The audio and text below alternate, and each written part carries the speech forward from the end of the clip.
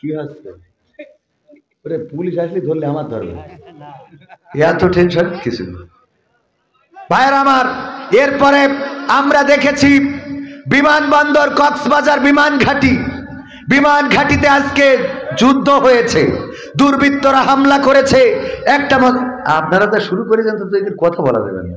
একবার ওঠেন, একবার নড়েন, একবার চড়েন, একবার তাগান, একবার ঘোরেন। কেন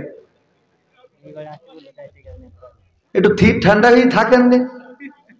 এমনি ভালো পারি না, তারপরে যদি এরকম গুতগুতি করে তো হয়। ভাইয়েরা আমার, বিমান ঘাঁটিতে যে হামলা হয়েছে তার মধ্যে শিহাব নামের একজন ব্যক্তিও নিহত হয়েছে।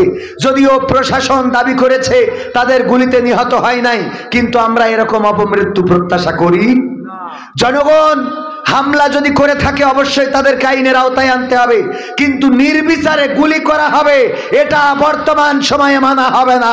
জনগণের বিচারের আওতায় এনে তাদের আইনে যদি দোষী সাব্যস্ত হয় ফাঁসির কাস্টে ঝুলাতে পারবেন, কিন্তু আমরা আর ক্রস ফায়ার চাই না, আমরা আর গুপ্ত হত্যা চাই না, আমরা আর বন্দুক যুদ্ধ চাই না। আমরা আর এই দেশে আমার জনগণের বুকে আমাদের টাকায় কেনা অস্ত্র ত্যাগ করে তার বুক ঝাঁঝরা করা হবে, আবু সাইদ মুগ্ধের মতো রাস্তায় লাশ পড়ে থাকবে, এটা বর্তমান বাংলাদেশের জনগণ প্রত্যাশা করে না। ঠিক না বেঠে? যদি সেটা আমরা না চাই তাহলে অবশ্যই আমাদেরও সোচ্চার হওয়ার দরকার আছে না নাই? এই সরকার আসার পরে ঢাকা শহরে এক এক দিন এক এক দাবি আছে না নাই? রিক্সাওয়ালা, ভ্যানওয়ালা, ব্যাটারিওয়ালা, ফ্রি ব্যাটারিওয়ালা, চোখে দেখে না, কানা, কুড়া, নুলা, ল্যাংড়া, পুলিশ, বিজিবি, বিডিআর সব যে এক এক দিন এক এক বায়না। ঠিক না বেঠিক? এক এক দিন এক এক বায়না। আজকে আনসার এসে দাঁড়িয়েছে, আজকে পুলিশ এসে দাঁড়িয়েছে, আজকে ব্যাটারিওয়ালা রিক্সাওয়ালা দাঁড়িয়েছে, আজকে ব্যাটারি ছাড়ারা দাঁড়িয়েছে, আজকে ফকির এসে দাঁড়িয়েছে। ঠিক না বেঠিক? সরকারকে কাজ করতে জনগণও কিন্তু বাধা দিচ্ছে, এটাও মাথায় রাখতে হবে। উপদেষ্টা পরিষদে যারা রয়েছেন তাদের কর্মকাণ্ড প্রশ্নবিদ্ধ হচ্ছে। এই জনগণ প্রত্যাশা করেছিল ডক্টর ইউনূসের সরকার এই দেশে আসার পরে একজন নোবেল বিজয়ী সরকার জনগণের অধিকার নিশ্চিত করবে, জনগণের নিরাপত্তা দিবে। গতকালকের যে ছিনতাইয়ের ঘটনা ঘটেছে, মিডিয়ার নিউজ দেখলে সত্যি অবাক হতে হয়। আমরা এমন বাংলাদেশ প্রত্যাশা করি না। আমরা বলে দিতে চাই, আমরা ইংরেজদের শাসন দেখেছি, প্রায় 200 বছর তারা আমাদের উপরে তাদের কলম ঘুরিয়েছেন, শাসন করেছেন, নির্যাতন করেছেন, জুলুম করেছেন, শান্তি দিতে ব্যর্থ হয়েছে। আমরা 47 থেকে 71 পর্যন্ত পাকিস্তানিদের শাসন দেখেছি, তারাও শান্তি দিতে পারে নাই। তারা বলেছিল এটা শিশু রাষ্ট্র, আমরা একটু গুছিয়ে নিয়ে এই দেশে শান্তির ব্যবস্থা করব, কিন্তু সেই গুছানো সেই সংস্কার 24 বছর পার হয়ে গিয়েছিল, করতে পারে নাই। আমরা 1971 দেখেছি এবং তার পরবর্তী সময়ে সোনার বাংলাদেশ, নতুন বাংলাদেশ, গ্রিন বাংলাদেশ, সবুজ বাংলাদেশ, ডিজিটাল বাংলাদেশ, স্মার্ট বাংলাদেশ করতে যে স্টেজ ভেঙেছে, কিন্তু এই দেশের শান্তি দিতে পারে নাই। ঠিক না বেঠে? যে মহান রব দয়া করে মায়া করে আমাদেরকে মানুষ হিসাবে সৃষ্টি করেছেন, আজ পর্যন্ত সুস্থ রেখেছেন, এবং বর্তমান বাংলাদেশে ছিনতাই, খুন, গুম, হত্যা বেড়েছে না কমেছে? বিভিন্ন কমেছে। এই 6 মাসে কুপান দিয়ে হচ্ছে। ঠিক না বে ঠিক? কারণ প্রেতাত্মারা তো থেমে নাই, এমনকি প্রশাসনও নীরব দর্শকের ভূমিকা পালন করছে। রাত বিরাতে আমরা চলতে যে আগে দেখেছি বিভিন্ন মোড়ে মোড়ে পুলিশ, এখন তারা মোড়ে মোড়ে থাকে না, এমনকি ডেকেও পাওয়া যায় না। তাদের কাছে ফোন দিলে তাদের সাড়া মেলে না, কারণ প্রেতাত্মারা প্রতিটা গাছের ডালে ডালে বসে আছে, তারা ফুল বাগানকে ধ্বংস করে দিতে চায়। আল্লামা সাইদি বলেছিলেন একটি ফুল বাগান ধ্বংস করার জন্য একটা হুতুম পেঁচাই যথেষ্ট, আর এখন তো গাছের প্রতিটা ডালে ডালে হুতুম পেঁচা বসে আছে। বলেন ঠিক কিনা? এই জন্য যেই হুতুম পেঁচারা বসে আছে, স্বৈরাচার পালিয়েছে, কিন্তু এই হুতুম পেঁচারা এই দেশের শান্তির শৃঙ্খলা রক্ষায় তাদের ন্যূনতম কোনো ভূমিকা দেখছি না।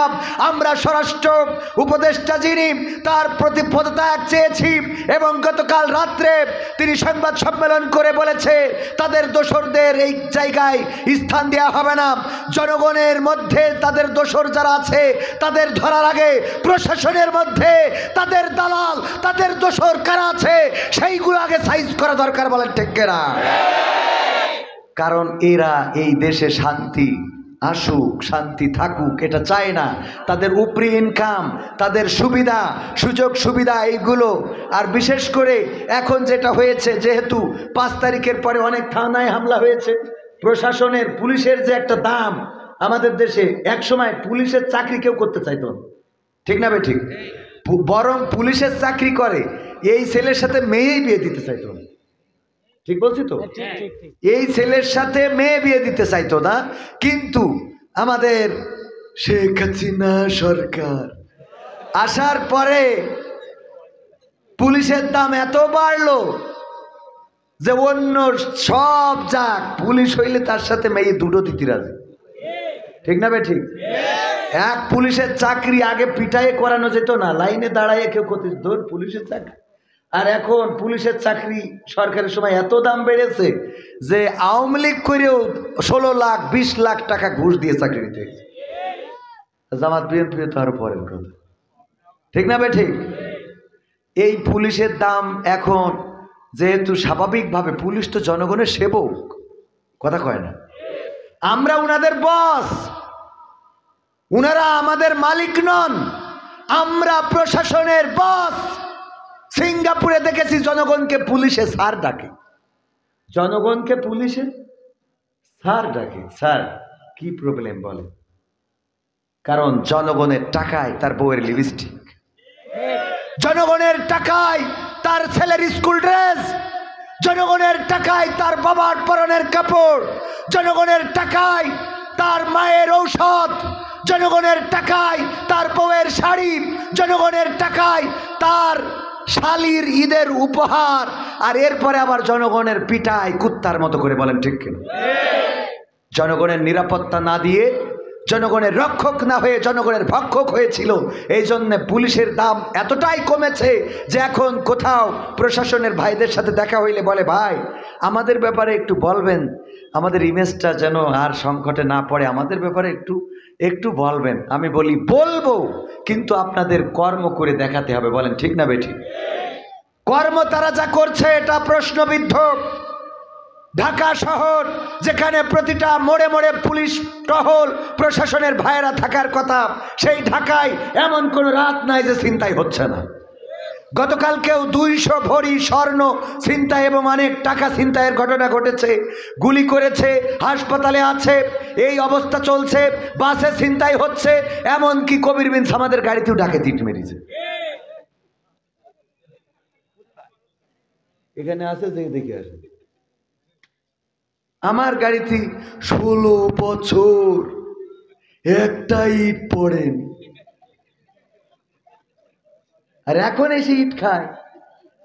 কারণ কি? যারা আগে ভালো কিছু খাইতো পাইতো, এখন না পাওয়ার কারণে আর প্রশাসনও তাকাই দেখে, ঠিক না বেঠিক? এই জন্য জনগণকে সোচ্চার হতে হবে। অন্যায় যেখানে, ছিনতাইকারীদের দেখে পালালে হবে না, সবার হাতে নিরাপত্তার জন্য লাঠি রাখতে হবে এবং পিটানি শুরু করতে হবে। মারবেন খালি নেটওয়ার্কের বাইরে যেন না যায়। পাতালে পাঠাবেন না, হাসপাতালে। কোথায় পাঠাবেন? হাসপাতালে। পাতালে দরকার নেই, কোথায়? হাসপাতালে।